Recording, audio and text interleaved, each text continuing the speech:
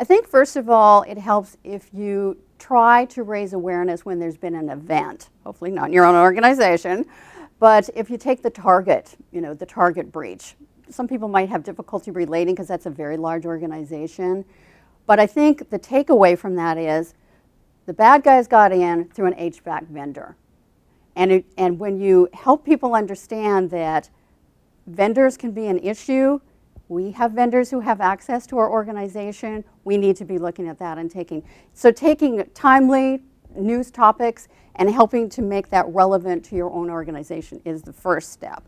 Secondly, I think it's important to have ongoing information security awareness training for your users.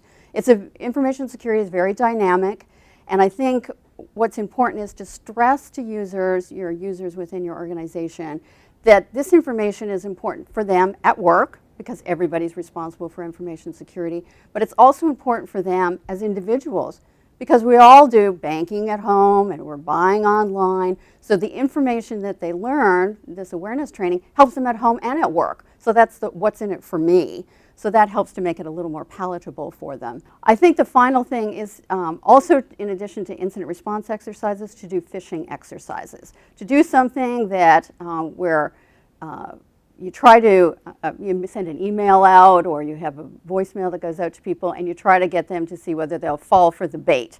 Because nowadays, bad guys are still continuing to hammer on our firewalls and all those kinds of good protections that we have on the edge.